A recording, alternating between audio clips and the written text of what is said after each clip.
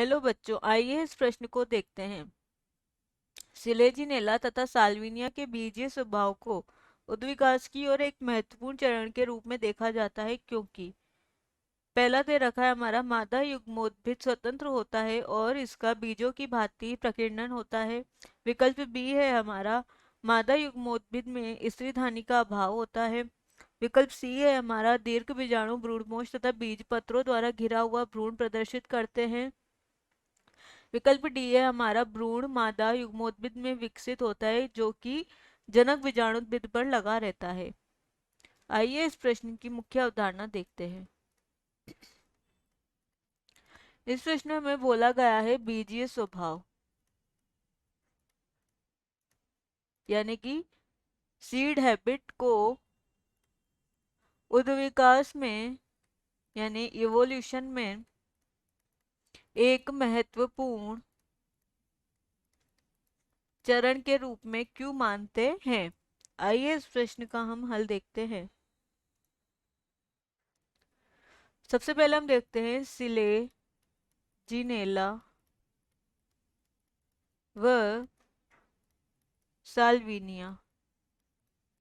Selaginella और जो Salvinia होते हैं, दोनों ही क्या होते हैं, विषम बीजाणुक, और यह दोनों ही टेरिडोफाइटा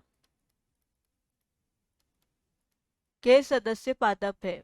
टेरिडोफाइटा के समूह के जो पादप हैं वह सिलेजिनेला साल्विनिया दोनों ही हैं, और इनमें विषम बीजाणुकता पाई जाती है, यानी कि इनमें विषम बीजाणु होते हैं दोनों में ही,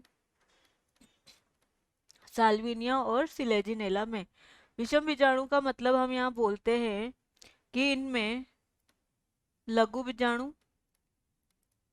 व गुरु बीजाणु, यानी कि गुरु बीजाणु को हम बोलते हैं मेगा युग्मनज, और माइक्रो को माइक्रो बीजाणु को हम बोलते हैं लघु बीजाणु, माइक्रो गैमेट्स और मेगा गैमेट्स। जो लघु बीजाणु होते हैं वह नर नर में होते हैं, और जो गुरु बीजाणु होते हैं ये मादा में होते हैं और अंडाणु का निर्माण करते हैं। इनमें क्या होता है, इनमें लैंगिक जनन की क्रिया जो है वह संपन्न होती है। लैंगिक जनन संपन्न होगा तो निषेचन भी संपन्न होगा, और निषेचन के संपन्न होने से जाइगोट बनता है। जाइगोट बनता है, जाइगोट को हम बोलते हैं युग्मनज बनता है, और ये जाइगोट होता है हमारा द्विगुणित। जो जाइगोट का निर्माण है यह होता है उच्च कुल के जो पादप होते हैं वहां पर युग्मनज का निर्माण देखा गया है, यानी कि हम बोल सकते हैं कि निषेचन की जो प्रक्रिया है वह उच्च कुल के पादपों में संपन्न होती है। जाइगोट का निर्माण होगा तो जाइगोट से क्या होगा, भ्रूण भ्रूण का निर्माण होगा, और भ्रूण के निर्माण से ही क्या होगा, मादा युग्मोद्भिद जो होता है, मादा युग्मोद्भिद वह बीजाणुभिद से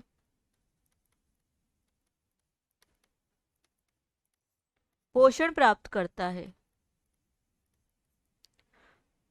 यानी कि हम बोलते हैं कि जो इनमें है जो मादा युग्मोद्भिद है वह मुक्त नहीं रहता, मुक्त अवस्था में नहीं पाया जाता, बल्कि मादा युग्मोद्भिद बीजाणुभिद पर आश्रित रहता है, क्योंकि मादा युग्मोद्भिद जो होता है वह बीजाणुभिद से पोषण प्राप्त करता है, और यह पोषण क्या होता है, भ्रूण के विकास में सहायक होता है। अतः हम कह सकते हैं कि सिलेजिनेला और साल्विनिया में जो बीजीय स्वभाव है, बीजीय स्वभाव वह उद्विकास की ओर एक महत्वपूर्ण चरण के रूप में देखा गया है, क्योंकि भ्रूण का विकास होगा तो भ्रूण में ही क्या होगा, भ्रूण में ही बीज का निर्माण होता है, और बीज से ही नए पादप का हम निर्माण कर सकते हैं।